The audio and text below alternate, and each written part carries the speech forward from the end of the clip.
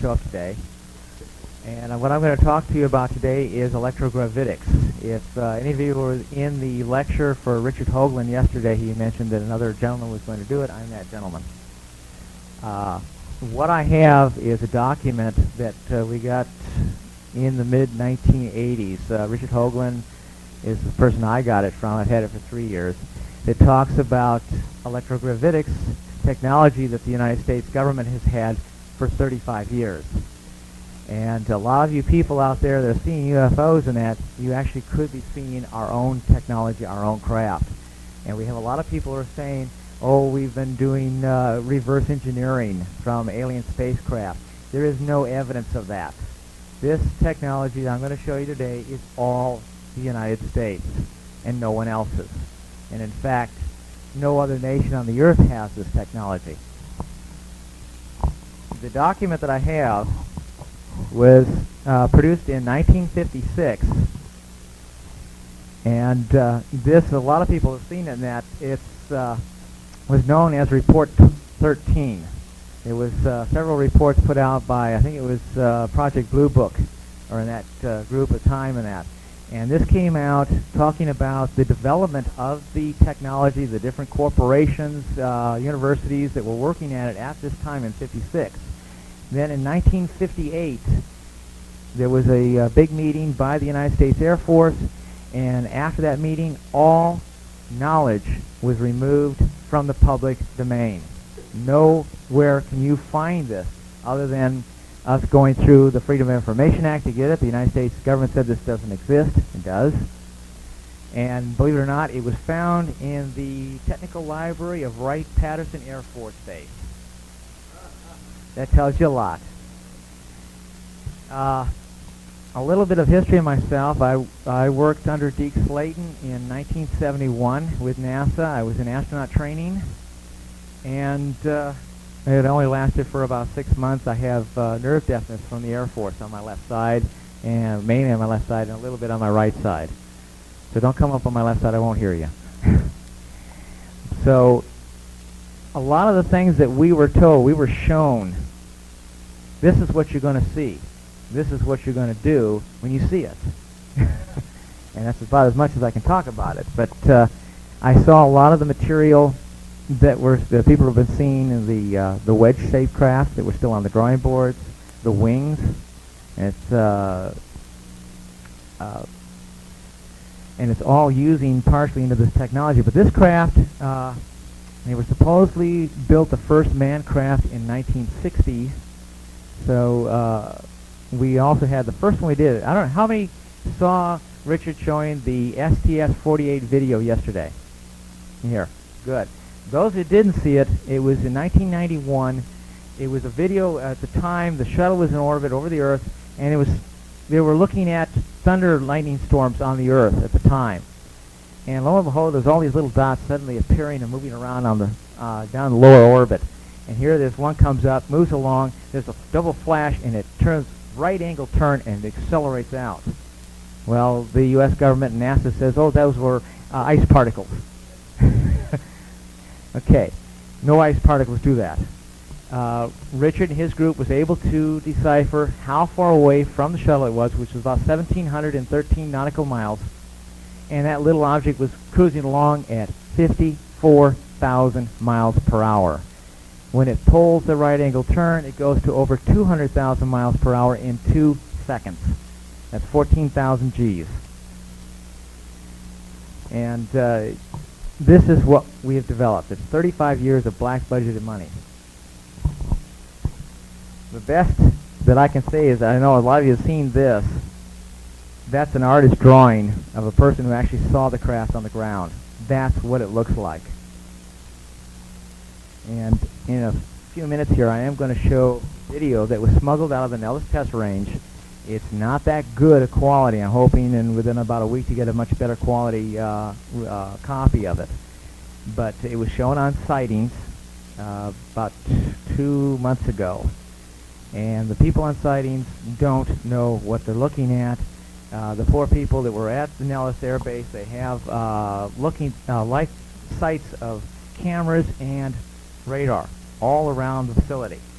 And each of the sections of Nellis is quartered off, and they have like S13, S14, whatever. On sightings, they did not tell you that they first see this object in fragment at S13, and slowly moving away from it. And then when they lock on with radar, like they normally do in the military, to lock on another object and that, getting ready to fire on it, this object pulls right-angle turn, heads south, and accelerates, and moves from S13 to S30 in just a few seconds. And it really, and when it gets into the S30 part of the tape, you're going to see the craft very close, and you can actually see how this craft works, and that's how I'm going to describe it. This technology goes back to the mid-1920s by a gentleman called Thomas Townsend Brown, and he was working at that time for an astronomer by the name of Byfield. Well, Byfield, in his studies of looking at the universe and that, was seeing something very interesting, so he gave this little bit of information to Brown. He says, go take it and develop it. See what you can come up with it. Well, in 1929, Brown published his first paper on what he calls electrogravitics. And it was from that. Now, in the 1950s, he did an experiment where he took a pole and a T across it and hung two 18-inch diameter discs on it. They're two metal discs that are sandwiched together with plexiglass in the middle. And it's just straight aluminum metal. And what he did was to take and run voltage down to this. A forward part, he charged positive. The back, he charged negative. And at 50,000 volts, at about 50 watts of power, this thing moved around at 12 miles per hour, proving that it was actually could do something done with it. They later did an experiment for lift where they have a weight on it and caused the same with the top part all positive, negative on the bottom, to see how much they could get on lift for the craft. And they got it up to about 110% of its weight. Otherwise, its own weight plus 10 more percent of whatever that weight would be. I believe they've gone way beyond that now. But this was in the early experiments. What they found also later, that as you pulse the voltage, you get immense acceleration, far more than what it was in the other. That original experiment, nearly, when they pulsed it, nearly tore what they call the test rig apart. Now, in the early days, they were trying to say, well, you're creating an ion wind. An ion wind is created off the back of it, and otherwise it's like an airfoil on an airplane. So what he did was took that same experiment and put it inside a vacuum chamber. In there, it works better. Otherwise, you go into space, out of the atmosphere of the Earth, and you've got a much better craft. That was the key that changed it. On this, and then in '58, finally convinced the United States government military we had something really big. And that's when everything came off. Now, one of the other reasons why Area 51 or Groom Lake and that is they're so concerned about it is because these craft are kept out there. And they've actually had at one time during all this flap about them getting up on White Cliff and looking down on them, that is because they had to move them so that people wouldn't see them. They're not ready yet to come out with this to show the world. Okay. So I have this video I'm going to show you today. I can sell copies of that for $10, and I have these for $2. And if someone's ready for the video.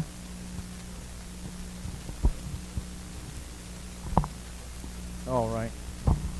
And we'll run through it a couple times so that you can see it. I'll let you go through it one time. The second time we go through it, I'm going to be able to be talking and point out certain things. So when it first comes on, the first half of it, it's just strictly moving out away. It's just a dot on the screen. There's a white area to indicate where the object is.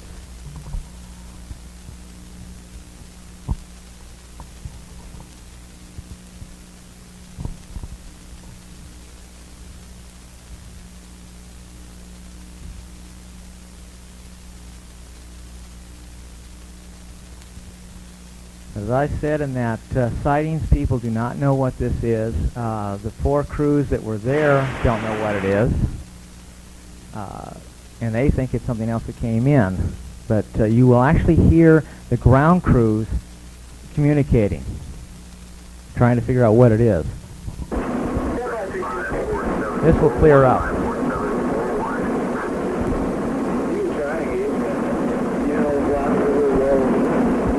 going to say this is an unknown airplane. T1013 for the aircraft, 357 for 10K coming inbound, about 18 degrees elevation. We don't know what type it is. Take 4 for one.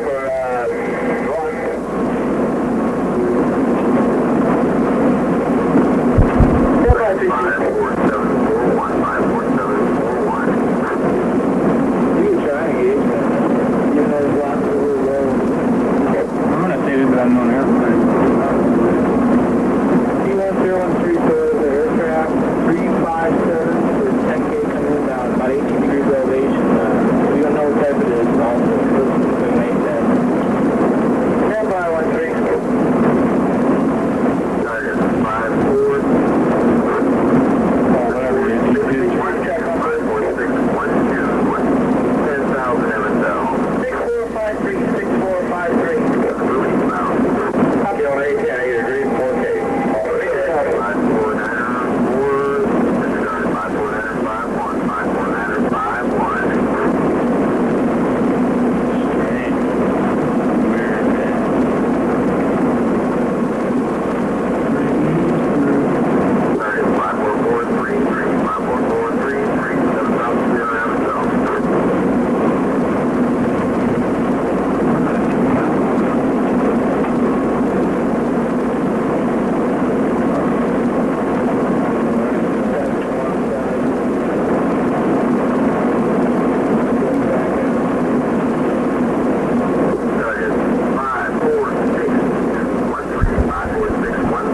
In just a minute, they're going to lock on. They call, you'll hear it in that, when they lock radar onto the object.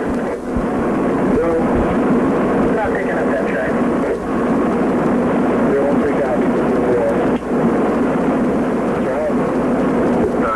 We acquired this unknown object, aircraft some type, 18 degrees, 18.6 degrees elevation, 10.8 degrees or kilometers range. We're going to put a launch up on it anyway and see what happens. Launch up means they're locking on. Launch up, 21.3 degrees, 18.5 degrees elevation, 10.9 K. It appears to be going outbound real slow. There's hardly any range velocity. I don't know if this would be an impact or not. We have impact, 024, 18.3 degrees elevation, 11K. We'll call this a kill on this unknown aircraft. T1 control doesn't know what type of aircraft it is either. And no ACM, no tactic.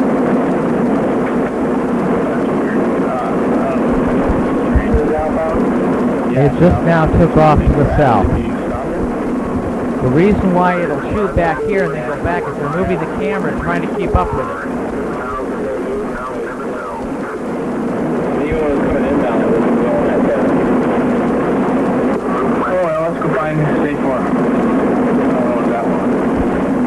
Phase 4 means they're just moving the camera back around. This is going to do this for a little bit. It's going to fuzz up, and then we're going to go to the closer. It's going to move from S13 to S30 camera.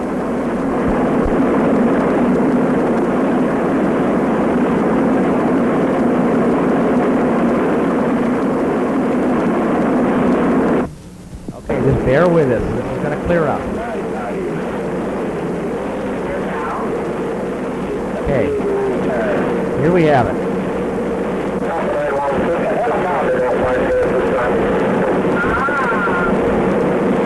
This is an actual land area, hill.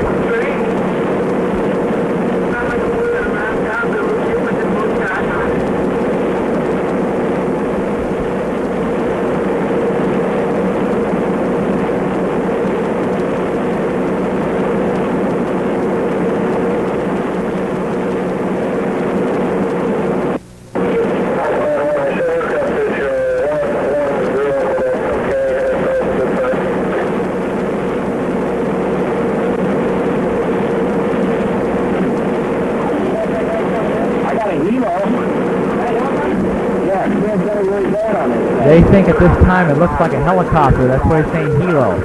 If you look at it, it looks like two rotors going. That's the field effect around the craft.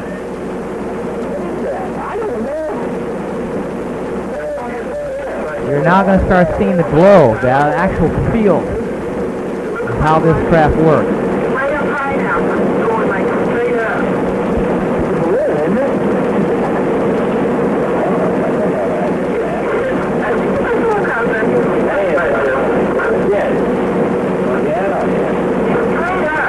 I'm on it. Oh, okay.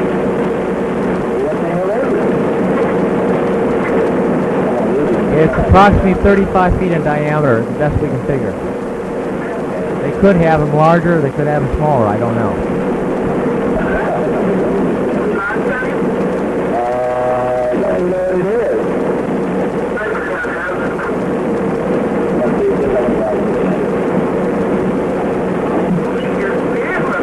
That's not meters. It's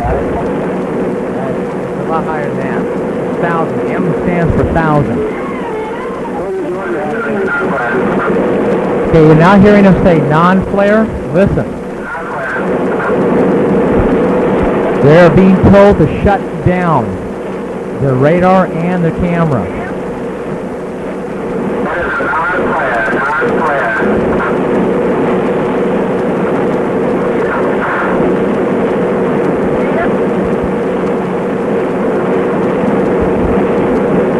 Down here you'll see us say transmitters not radiating. Just a minute. Right now. Where'd it come from? Way down. It means that they were told to shut down. Normally when they fly the black budgeted craft in the Nellis range and that, all these sites are shut down, turned off. And for some reason, they were not done it. Okay, we're going to go through it again. This down here is the radar blip. That's what this is, of the object. This is your azimuth, elevation, and range along the top. Down here is the site, S13, which is the first area that first camera that they found us on.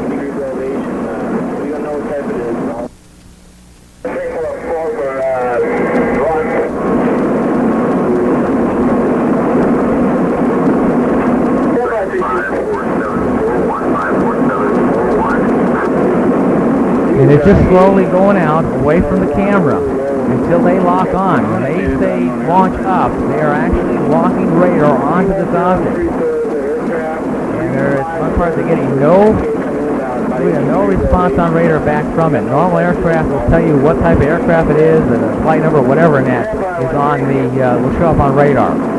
It's a lot like our stealth fighters and that. They don't have any of that on board. That's why when they fly around here in the United States, they have to have a regular airplane fly alongside of them so they can tell where they are.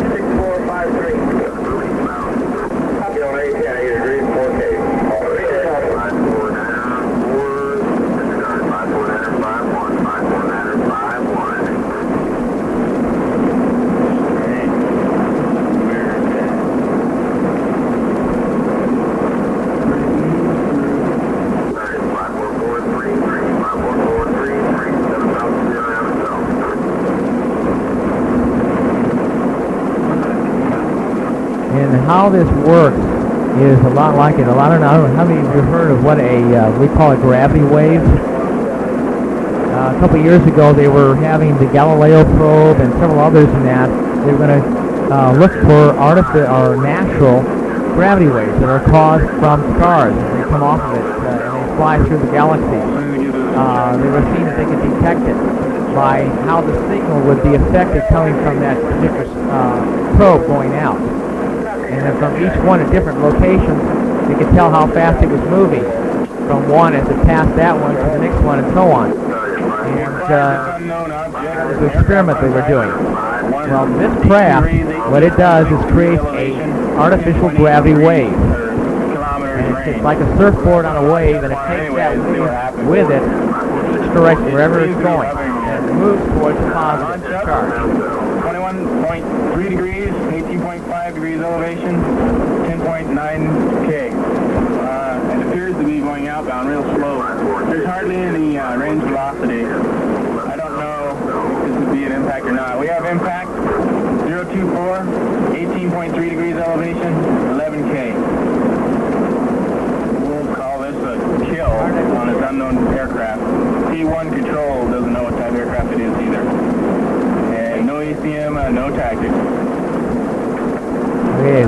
No taxis. That means they're not receiving any signature from it at all.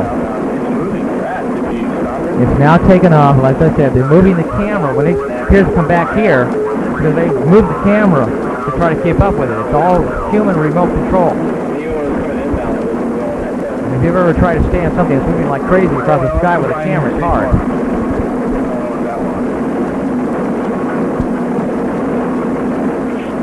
Okay, we're going to get ready to switch from the S13 camera site to the S30.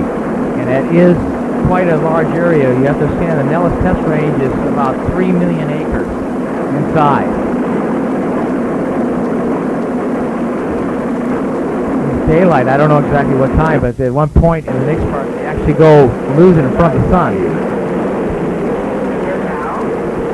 Okay, again, this is the radar right here. Just ignore it in this thing. This is an actual ground site. We have, remember right now, it's looking at a map. We're going to try to locate this exactly on the range where it was. The black is the craft. The effect around it is the field that you're seeing. And at that one point, you're looking at it almost sideways, so it looks like two rotors going. And that's why they misinterpret, thinking it looks like a helo or a helicopter. And again, these cameras are very, very tight area. They can zoom in, and they're controlled by an operator, so it's hard to keep on with this thing because it's moving so fast. Yeah, you can't get it really bad on this thing.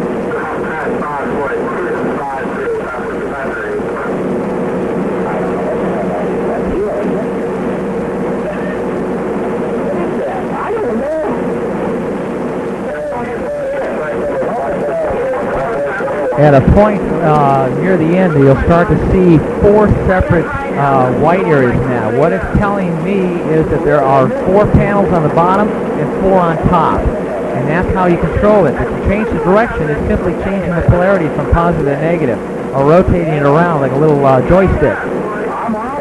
And it immediately moves towards the direction now that's the positive. That's how these crafts can change direction so radically. This is in the sun now where it went through here.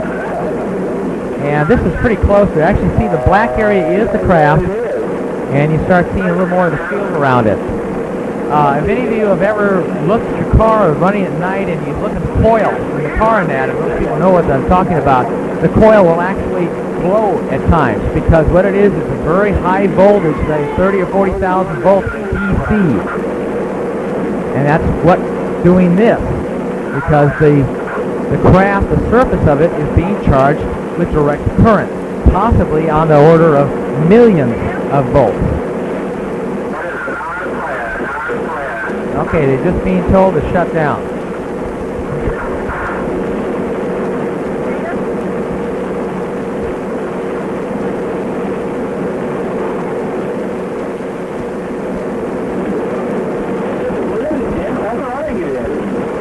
Okay. Where'd it come from? Way down. Okay, and you can have the lights, please. Its general shape is disc. It's this. The best I can say, this is the best drawing, and if people see it, nothing can stay secret for very long. Sooner or later, when you're flying these things around, they have problems, they have to land. And this is what happened. Some woman was seeing this and described it to a person who was an artist, and that drew a very good picture of it. And as you can see in this one, there's a couple of helicopters coming in from behind it. There's a guy down there with a rifle standing guard, because this thing is not supposed to exist. Now, like I said, I have these available for $2. I have a few left, and I can give you a mailing list. I can get out some more. I also have a video which has the Hoagland talking about the STS-48 mission and how that is, because that is actually the first public scene of this craft. And then it has the sightings program where they talk about it, which has some interesting things. There's a case over there also. Back. That talks about it, and unfortunately one of the gentlemen that was a guest here last year is on it saying, oh gee, it looks like it's changing shape. And I said, this is very unique craft. It changes shape. It's not. What you're seeing changing or altering is the field around it, not the ship, not the craft itself. And then I have on the tape what you just saw on it twice, the whole thing. And I have those available for $10. So, do you have any other questions?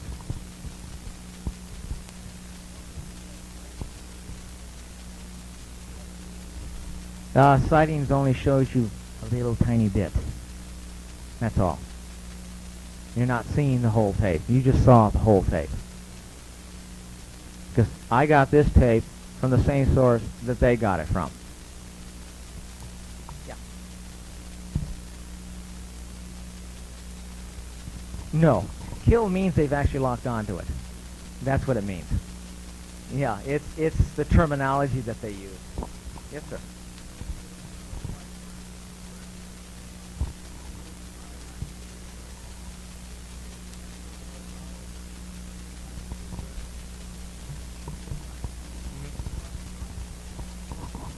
Yeah. Yes.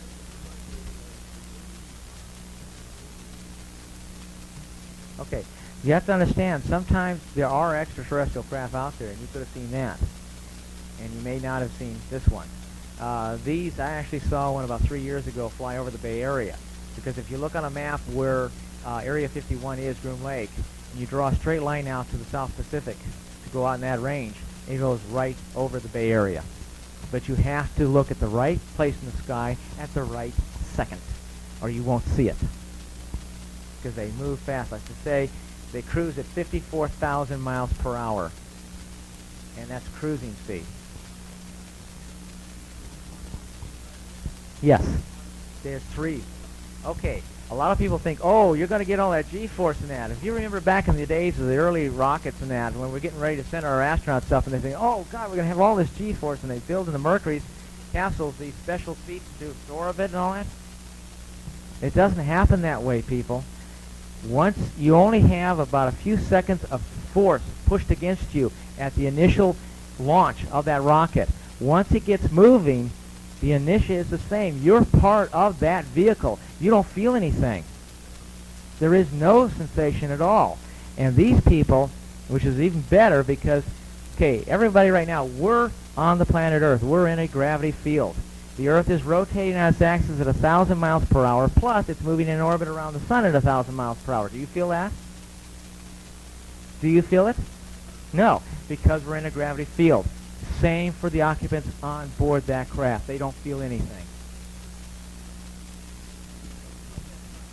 No, not even that. You're in a gravity field. You will not feel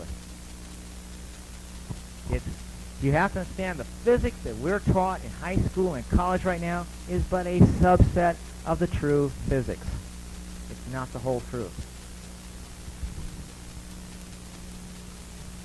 One of the things that they're talking on is that when the field comes on, it actually takes a section of the atmosphere and just swoops through it, like it's not even there. That's one of the theories. Yes, sir.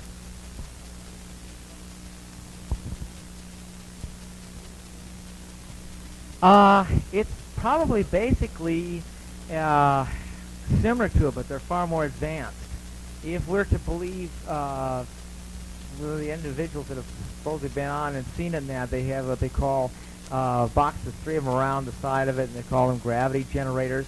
Well, we don't know that for certain. And one of the things I'm very particular on is that there's a lot of talk out here about this or that. And it's to be very, very careful who you're listening to and where that information is coming from. Because the United States government has counterintelligence who is filtering in all kinds of garbage into this community.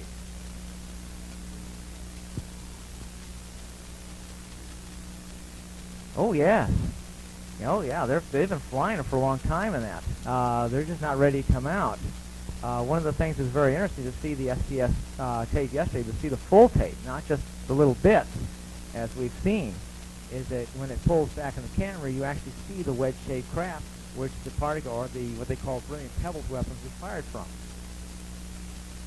This is all in United States technology. Yes. Wormholes, okay, that gets into a different thing in that. A wormhole, people, is the connecting, or what the theory is, it's the connecting between a black hole and a white hole. Because the theory in it is that when the matter is being sucked in by that black hole, it has to go somewhere. And they have actually seen what they call white holes. It's a star that's spewing material out. And so the theory is that these two are connected by a tube, and that is called the wormhole. Star Trek and all that, that's fun. It's a kind of idea, let's see how we can do in that. That isn't really true what the theory is on a wormhole. Okay?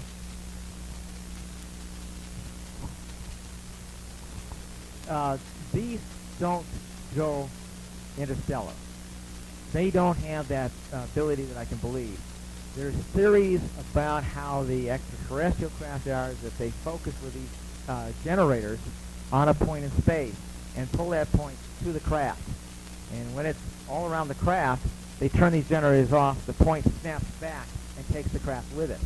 That is a possible theory, a good theory. I cannot say it's true or not, because no one has been able to verify it. Okay, it's strictly a theory. Yes, sir. Well, if it depends on the kind of power source that they're using in that. The pamphlet I have in that talks that they thought at the time they were using two diesel generators to supply the power. Now, if that's true, then they're very limited as to how long they can fly the craft. If they have gone into something better, as everyone's doing on the Tesla coil type idea, the free energy, and there's a lot of talk of different things that might work. If they have advanced to that, where you have unlimited power source, they can go anywhere. And in that fact, in that, from what we've seen in speed capability, when Mars is at its closest approach to the Earth, in that this craft could go there in less than 3 days.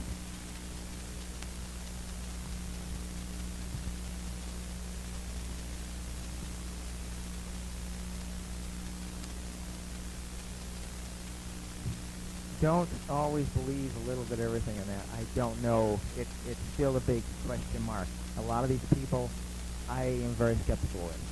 I'm with MUFON, and when you go into anything into research in this, you have to go very skeptical because of the fact that there's so much material out that's not true.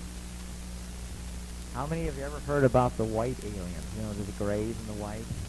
Okay, the white, that whole story was fictitious. It was developed to put one person, one individual, out of commission.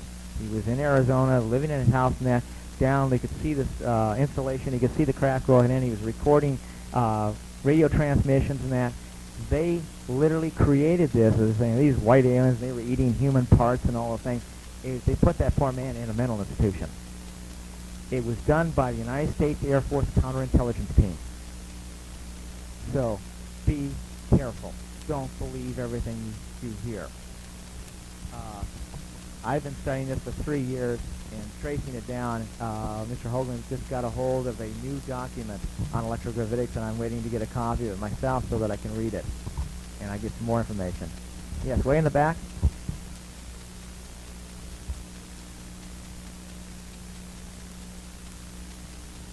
No proof of it yet. No real proof. We're just beginning to understand the higher dimensions, to know that they exist.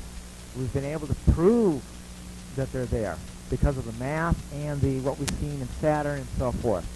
But that's a technology. There's no saying that they don't do it, but we don't have enough evidence to say that they do.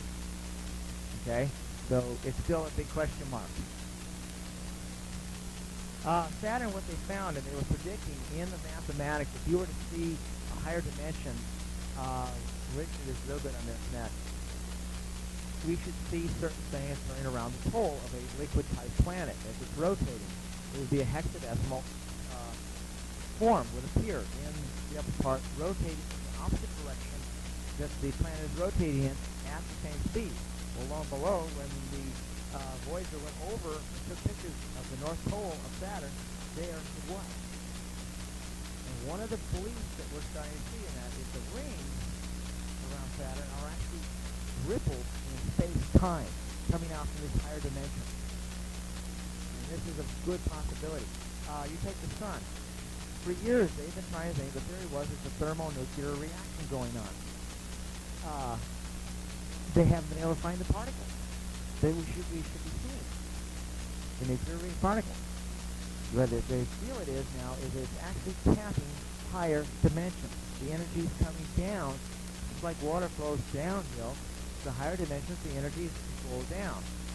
And that's how we're learning how we can tap this higher dimensions for power. Yes. It was done late 1994. This is very current. Also, I want to say is the one individual, from what I understand, who smuggled it out, got caught. He's in prison now. That's how important this is. And sightings had a real thing saying, oh, they're going to send a copy. They sent a copy to the Pentagon, wanting the Pentagon to respond on it. That's dumb.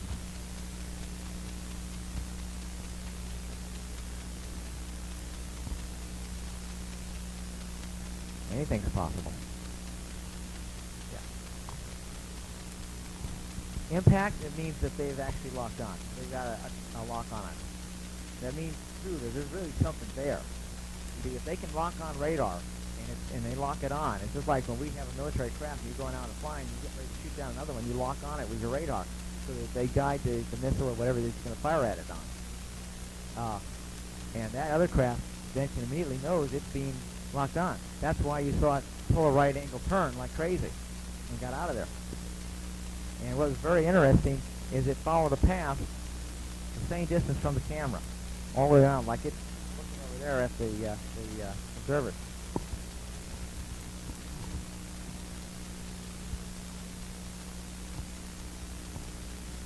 I'm not certain. Why don't you come in and listen to Richard Hogan's talk? You're talking to him. He knows that. I'm trying to get a hold of him for myself. The math is what I'm very interested in. And they've been doing it for 20 or 30 years, and they're looking in dimensions up to 26 levels.